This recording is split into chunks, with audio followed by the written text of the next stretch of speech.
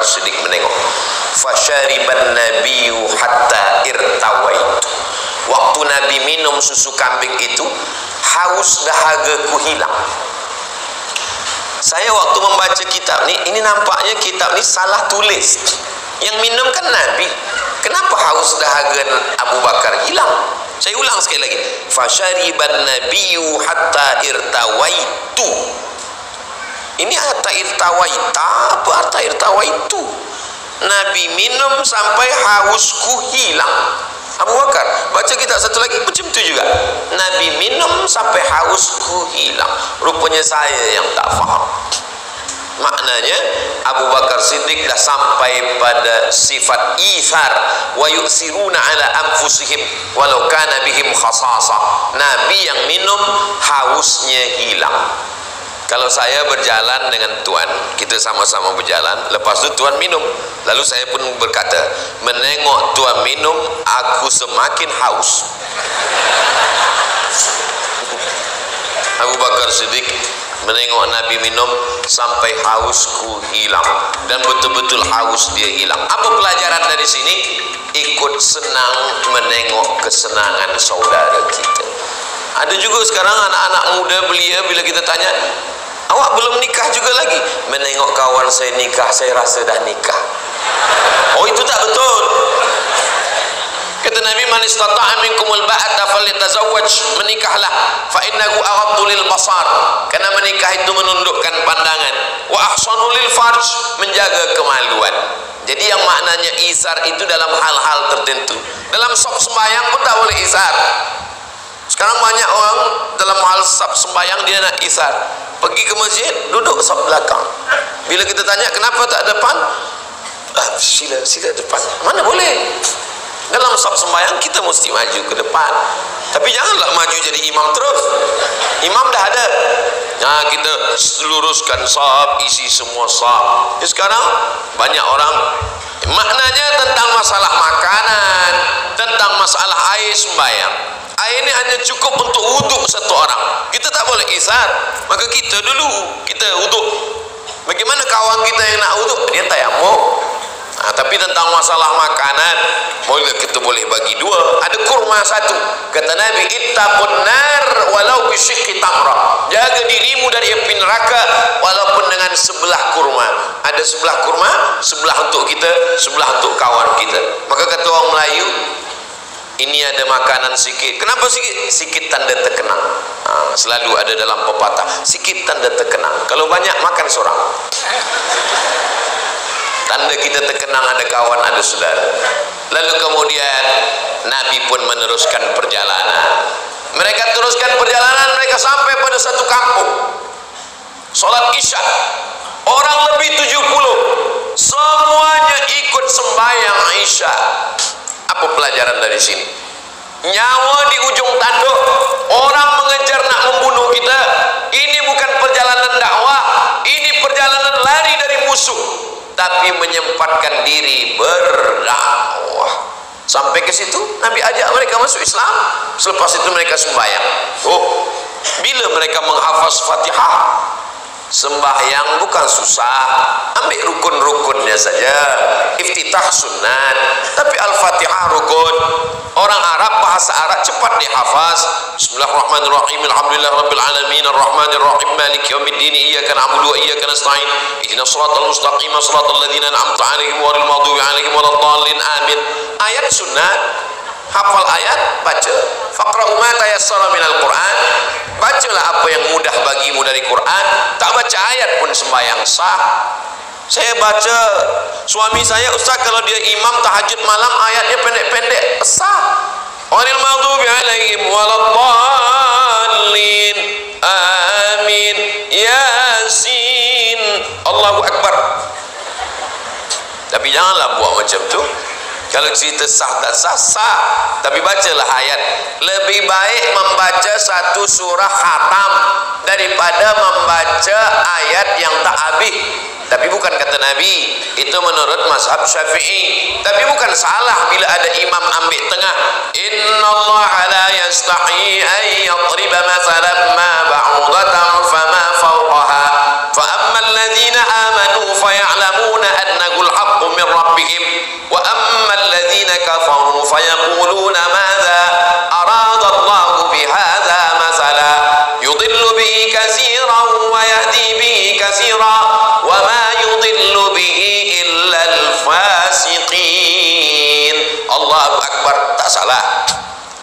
kita cerita tentang fiqh. Bila orang bertanya, macam mana Nabi boleh mengajak mereka 70 orang sembahyang? Mereka baru masuk Islam.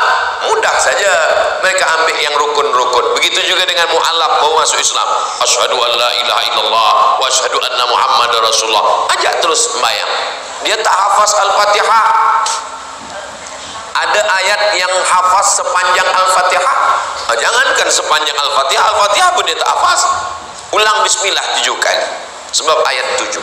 Bismillahirrahmanirrahim. Bismillahirrahmanirrahim. Bismillahirrahmanirrahim. Bismillahirrahmanirrahim. Bismillahirrahmanirrahim. Bismillahirrahmanirrahim. Bismillahirrahmanirrahim. 7 ayat.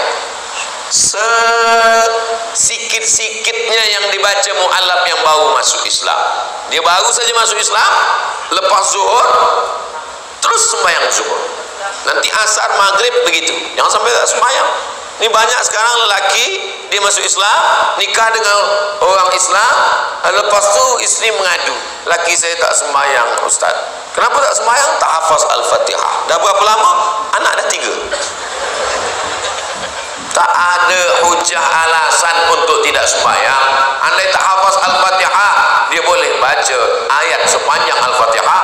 Andai tak hafaz juga, bismillah, dia ulang. Tapi tentu itu dalam proses belajar. Yang tak boleh ni tak ada belajar sama sekali. Suami saya memang dari dulu sampai sekarang itu aja dia ulang Ustaz. Dia tak ada belajar. Islam ini adalah agama yang menyuruh orang untuk membaca. Maka ayat yang pertama turun bukan sallu sembahyanglah, bukan. Bukan sumu puasalah, bukan. Bukan haju hajilah, bukan. Tapi yang pertama kali adalah iqra, baca, membaca. Saya memang suka membaca ni Ustaz. Kenapa awak suka membaca? Sebab saya payah tidur. Tapi bila saya membaca 2-3 saya tertidur. Kita membaca bukan kita nak tidur. Kita membaca sebab Allah menyuruh membaca, dan kita banyak pengetahuan. Mereka masuk Islam. Apa pelajaran dari sini? Orang yang paling rugi hidupnya adalah orang yang tak pernah berdakwah. Apa guna balik dari Kairah, lama belajar di Maghribi, lama belajar di Yaman, tak pernah berdakwah? Orang berdakwah tidak mesti tausiah, tak mesti khutbah, tak mesti tazkirah. Ini banyak kita salah sangka. Jadi kalau kita tengok ada orang diam saja, kita sangka dia tak berdakwah. Dia berdakwah. Dakwah dia apa? Dia bina masjid, dia bina tahfiz Quran. Banyak orang-orang kaya, duit dia banyak, dia tak berdakwah, dia tak tazkirah, tapi dia berdakwah dengan membina masjid. Ini beberapa hari ini saya Masya Allah tabarakallah, pandang kanan polis, pandang kiri tentera laut diraja Malaysia. Mereka tak ada berdakwah. Kata orang dia tak ada dakwah, dia tak tazkirah, dia tak ada bagi baca ayat, dia tidak ada bagi khutbah. Tapi sebenarnya dia berdakwah. Dengan apa? Dengan bajunya itu dia berdakwah. Apa kata perempuan yang membawa anak kecil?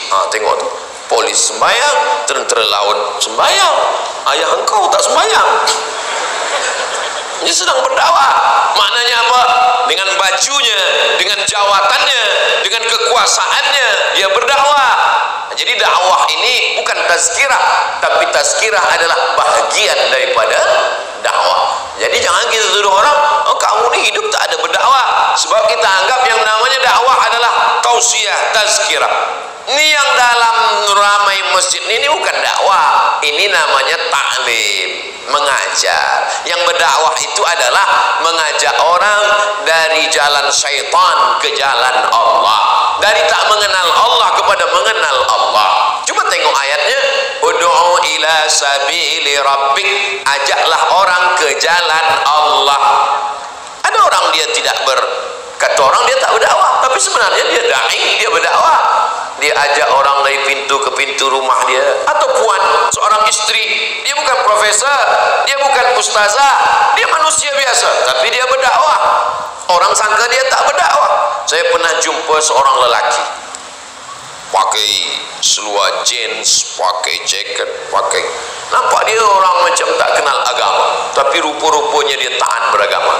Dia jemput saya ke rumah dia, lepas makan cerita, saya ni dulu ustaz tak kenal agama, Dalam hati saya, pasti kamu kenal agama karena mendengar tazkirah saya di YouTube kan? Dalam hati saya lah. Lepas itu, tapi saya dapat hidayah Ustaz. Dari mana kata saya dapat hidayah? Dari istri saya Ustaz. Oh, bukan aku rupanya. Macam mana istri Tuhan boleh mendapat hidayah dari istri? Sebelum tidur malam, suatu malam bini saya bercakap 5 kata saja Ustaz. Bila abang mati nanti macam mana? Ustaz Somad bagi tazkirah 50 minit belum tentu masuk ke hati orang. Isteri dia 5 kata, bila abang mati nanti macam mana? Jadi sesiapa yang suaminya belum sembahyang, belum balik, cuba malam nanti. Bila abang mati nanti macam mana? Tengah malam saya berfikir Ustaz, bila aku mati nanti macam mana? Esok saya naik kereta juga berdalam fikir saya, bila aku mati nanti macam mana? Akhirnya saya taubat hijrah Ustaz. Rupanya cakap yang dari hati akan sampai ke hati. Tapi kalau dari mulut, sampai ke mulut juga. MLM, multi level marketing. Maka cakap seorang istri dari hati sampai ke hati anaknya, sampai ke hati suaminya, sampai ke hati kawan, sahabatnya, jirannya. Inilah dakwah. Jadi dakwah ini, Ustaz Abdul Somad datang berdakwah. Kata orang Ustaz Somad yang berdakwah. Bukan. Ada orang-orang yang diam, tapi sebenarnya mereka berdakwah. Boleh jadi pahala mereka lebih banyak dari pahala Ustaz Abdul Somad. Abdul Somad bagi tazkirah sejam di Lumut, sejam di tak mana-mana tempat, saking banyaknya lupa. Boleh jadi pahala Abdul Somad ni dah tak ada lagi. Yang saya khawatirkan bila saya mati nanti di akhirat, kata malaikat, Abdul Somad, pahala engkau dah tak ada lagi. Sebab apa? Sebab dah diambil oleh follower, viewer dan subscriber. Sebab yang paling banyak riaknya siapa? Abdul Somad. Yang paling banyak sum'ahnya siapa? Abdul Somad. Yang paling banyak ditengok orang siapa? Abdul Somad. Yang paling banyak suka siapa? Abdul Somad. Yang paling banyak sakit hati? Abdul Somad juga. Jamaah diam. Diam tu maknanya ada hadisnya, as-sukutu alamatur ridha. Diam tanda iya. Jadi sebenarnya ada orang yang diam tak berdakwah, tapi manakala mereka berikan support, mereka berikan jalan, sesungguhnya mereka berdakwah. Orang yang paling rugi hidupnya adalah orang yang pernah hidup di atas tanah bumi Allah, tapi tak pernah mengajak manusia ke jalan Allah. Itulah yang paling rugi. Lalu kemudian mereka pun sampai malam Jumat, malam Sabtu, malam Ahad, malam Isnin bertolak.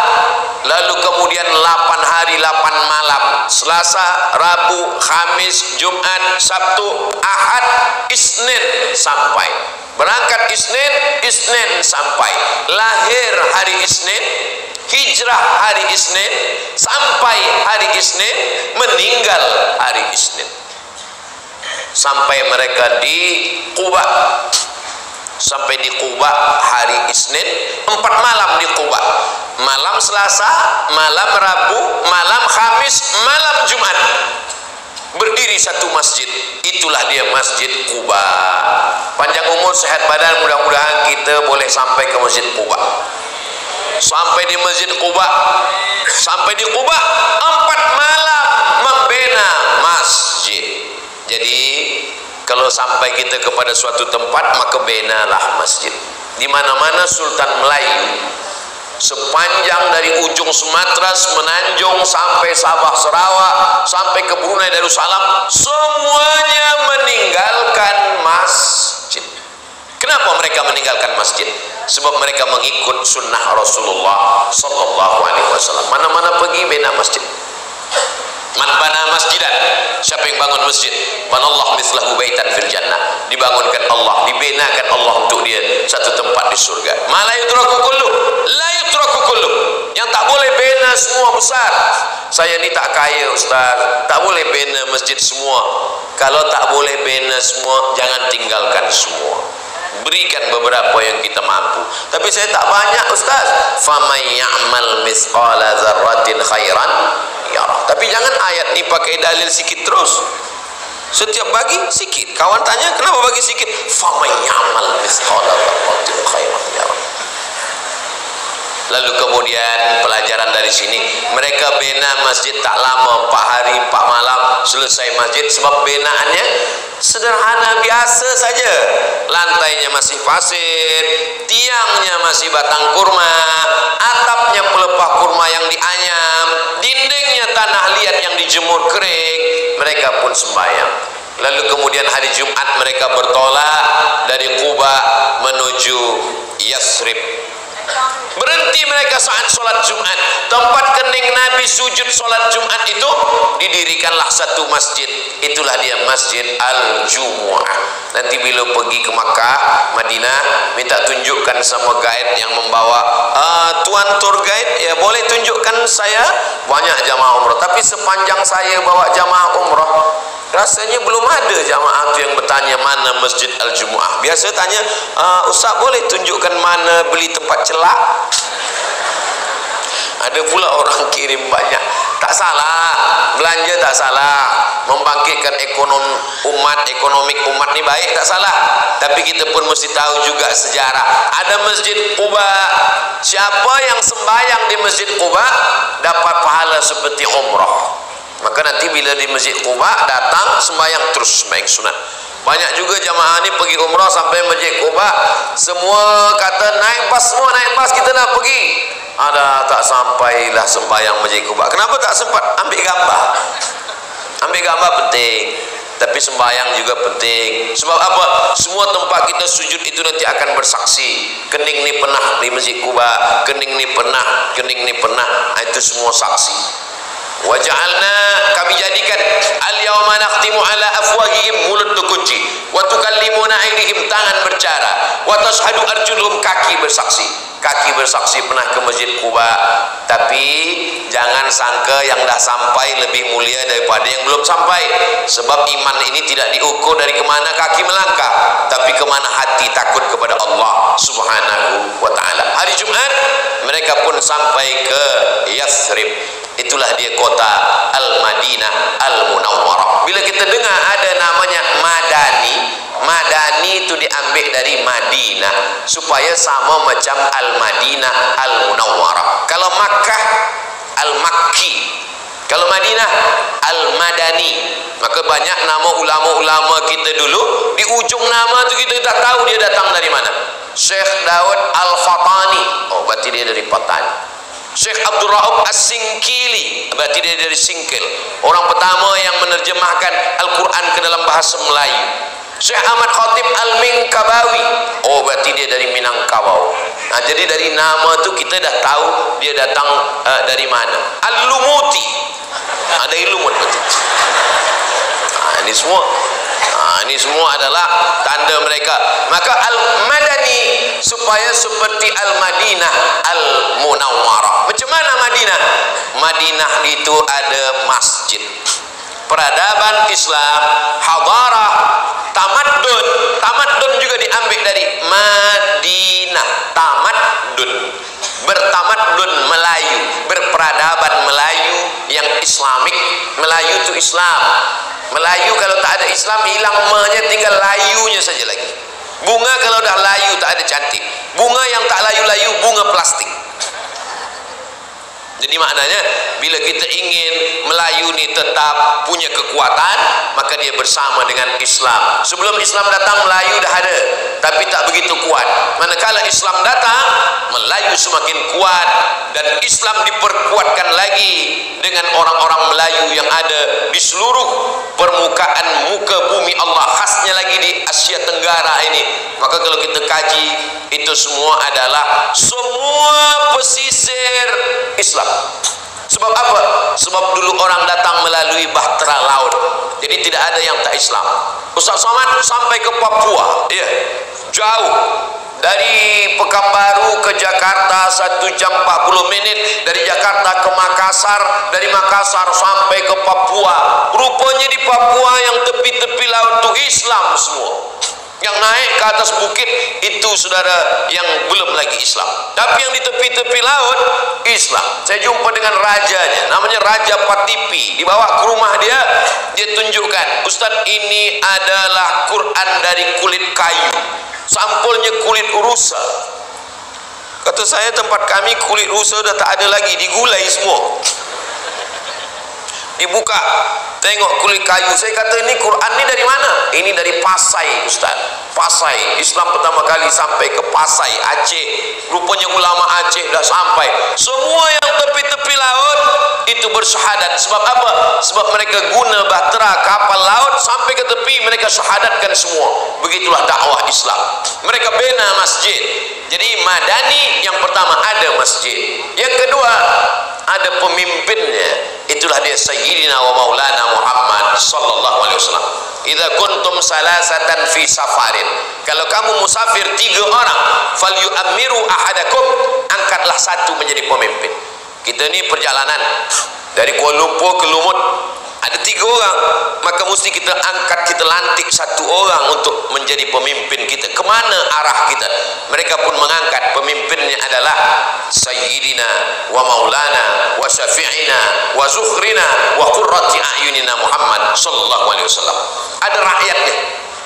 Rakyatnya tak semua Islam. Ada yang Islam, ada Yahudi Bani Nadir, ada Yahudi Bani Quraizah, ada Yahudi Bani Qainuqa, ada Yahudi Khaybar. Jadi Madinah itu dulu tak hanya Islam saja. Dalam masalah agama tak boleh dicampur. Wala ana abidum ma'abadtum wala antum abiduna ma'abud lakum dinukum waliyadin. Tapi dalam masalah berkawan, berjiran, bertetangga, satu office, satu tempat rumah, maka mereka berkawan dengan baik. Lalu kemudian yang keempat adalah ada pasar ekonomi. Nabi membangun pasar syariah yang mengikut pada ajaran Islam. Maka mereka mengatakan, kenapa ada Nabi yang berjalan yamshuna fil aswaq? Kenapa ada Nabi berjalan di pasar? Kenapa ada di kedai? Kenapa dia buka kedai runcit? Kenapa ada usaha?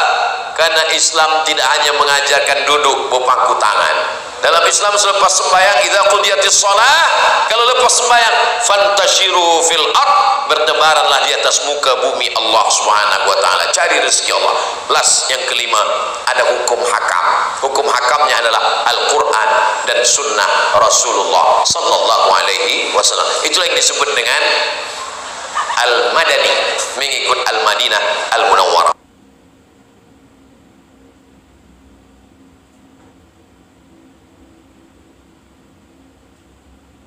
Lepas itu kita teruskan dengan soalan dan jawaban. Saya serahkan kepada Al-Mukarram Ustaz. Jangan kemana-mana, kita teruskan selepas yang satu ini. Alhamdulillah, saya teruskan dengan soalan pertama. Adakah benar perbuatan ibadah hanya ditiru dari Nabi Muhammad SAW atau soalan lainnya? Adakah boleh orang awam hidup tanpa bermazhab? Baik Ustaz. Ustaz mau duduk dulu, agak panjang sikit jauh.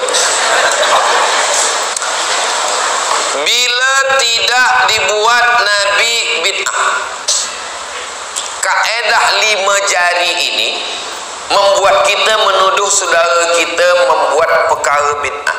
Bila tidak dibuat Nabi bid'ah, itu soalan yang pertama tu tadi. Macam mana kalau contoh, kita baca Yasin.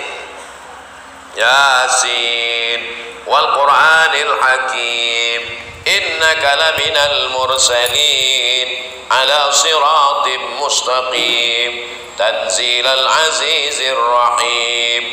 Lepas itu kita bacakan untuk orang meninggal. Lalu kita ditanya, awak baca apa tadi? Saya baca Yasin.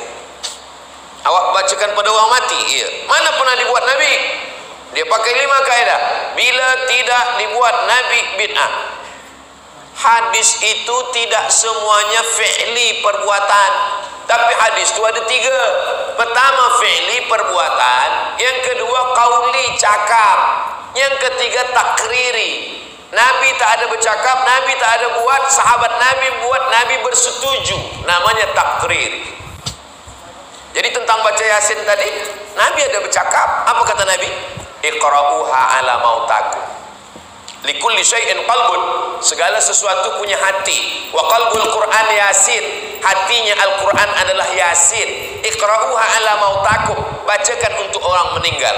Itu namanya hadis qauli. Jadi tidak disyaratkan mesti dibuat Nabi. Contoh lain, puasa Nabi Daud.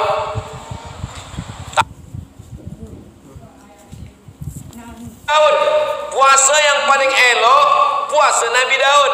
Yasumu yauman, puasa sehari, wa yuftiru yauman, makan sehari.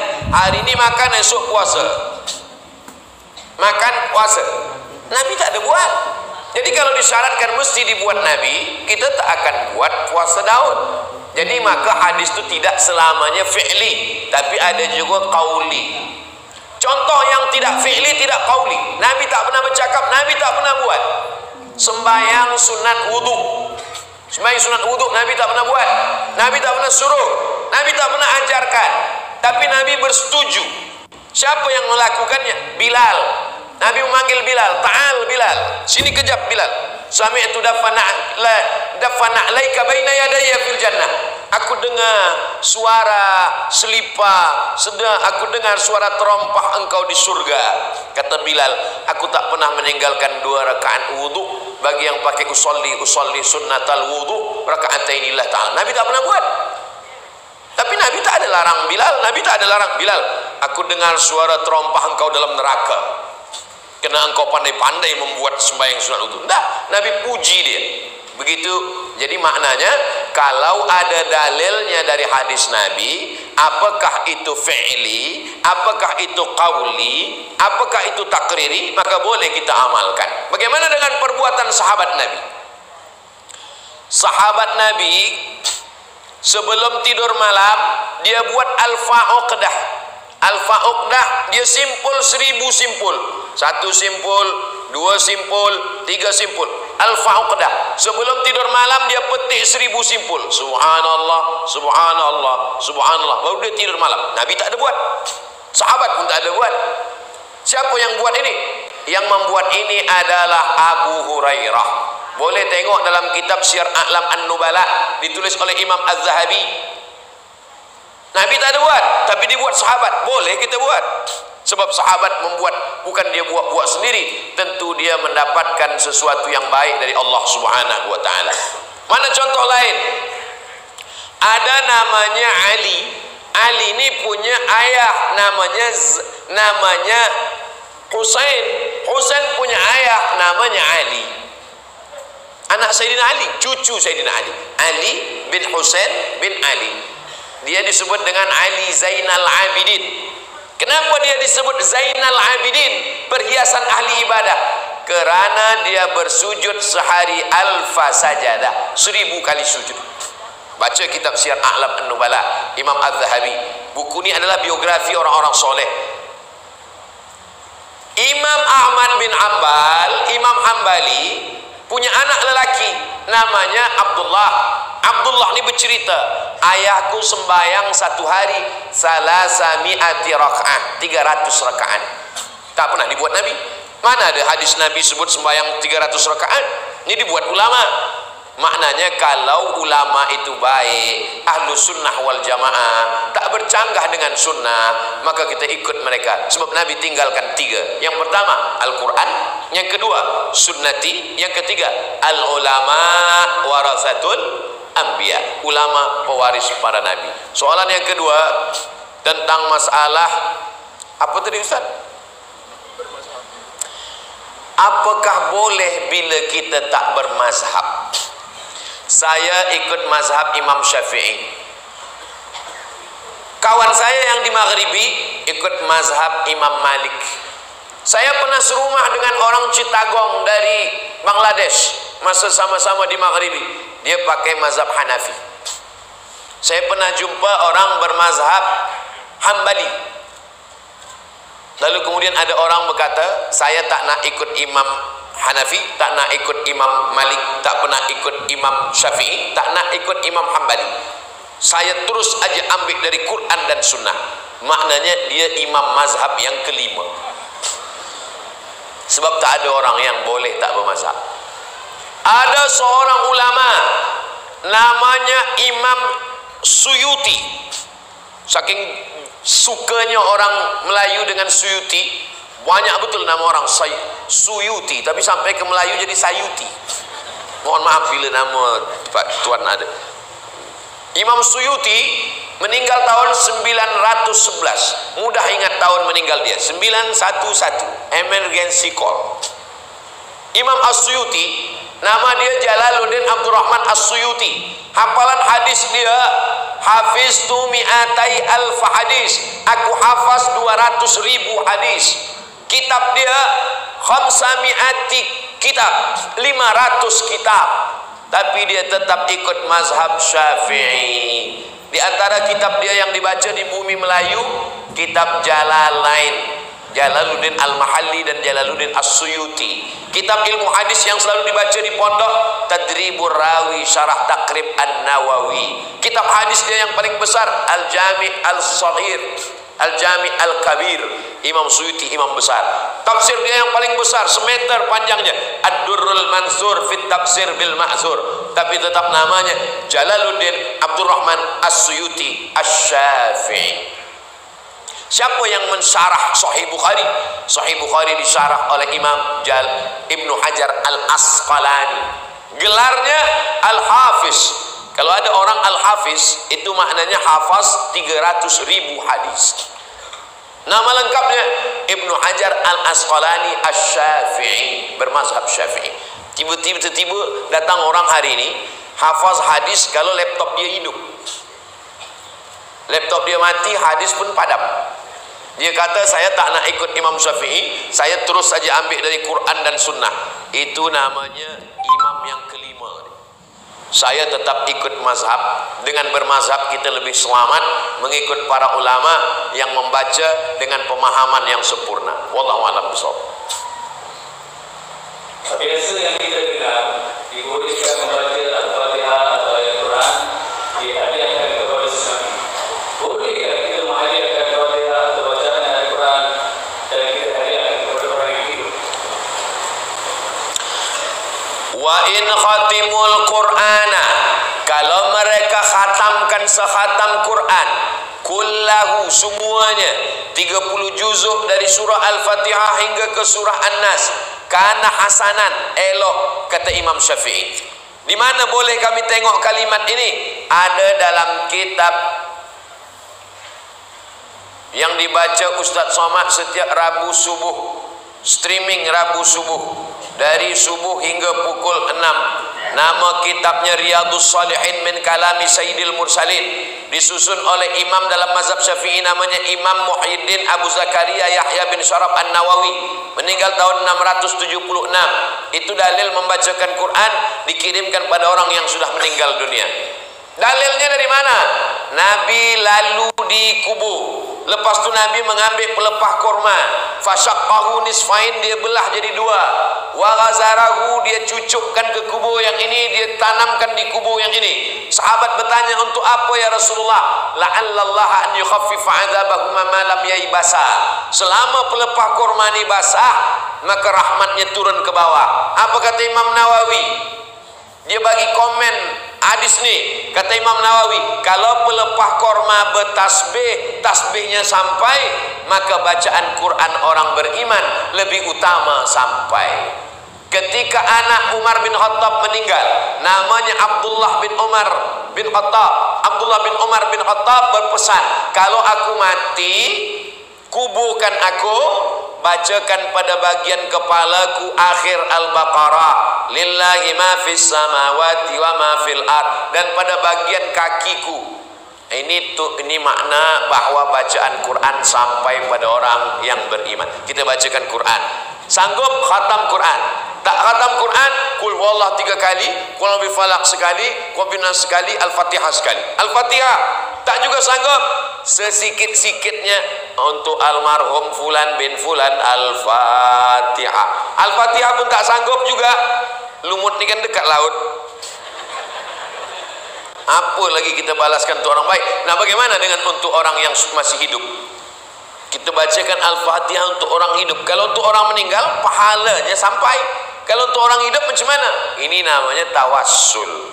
Tawassul tu berdoa kepada Allah dengan beramal soleh. Ya Allah, berkat sedekahku maka sehatkanlah fulan. Ya Allah, berkat. Mana dalil berdoa dengan tawassul? 3 orang masuk ke dalam lubang batu.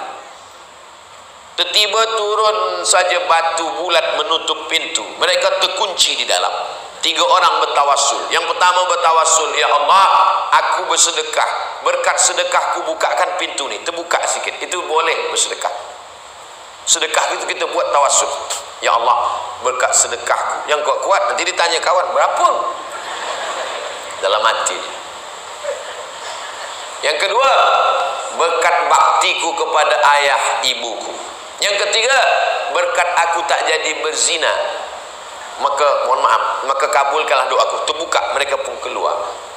Andai kita orang yang keempat di dalam tu, apa amal kita tawassul? Itulah kita bacakan Al-Fatihah. Berkat aku bacakan Al-Fatihah, sehatkan anakku. Berkat aku baca Al-Fatihah, tundukkan mata lakiku. Berkat aku baca Al-Fatihah, jadikan keluargaku sakinah mawaddah warahmah. Kalau baca yang lain boleh. Selepas khatam Quran, aku berdoa berkat doa khatam Quran. Mana dalil baca doa khatam Quran?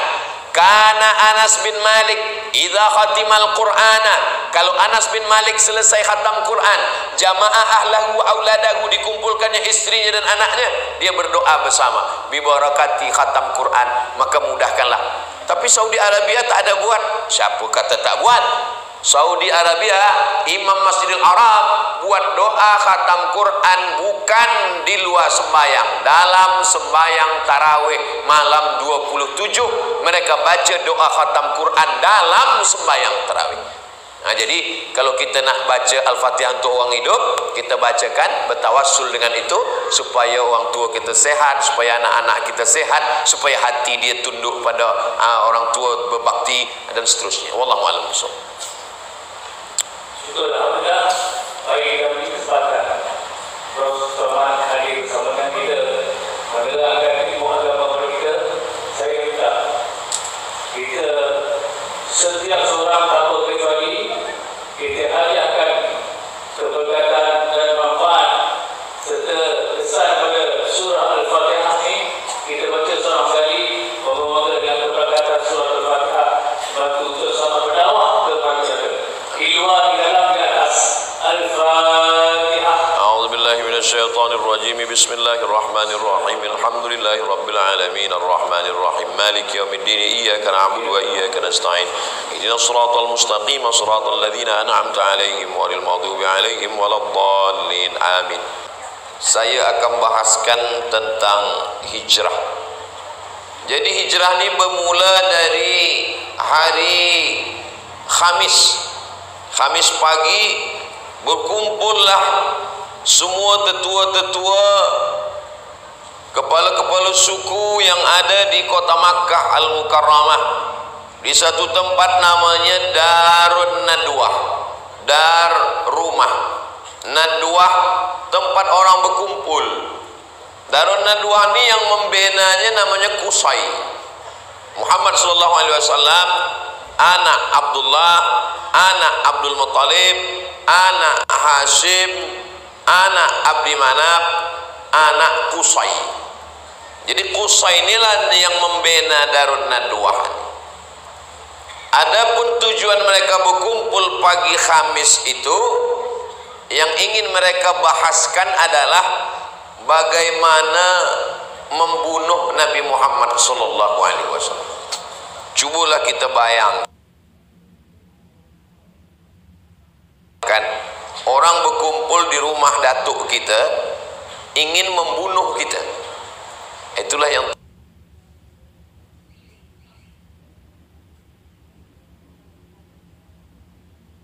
bagaimana kita ingin menghilangkan manusia yang dah merosakkan.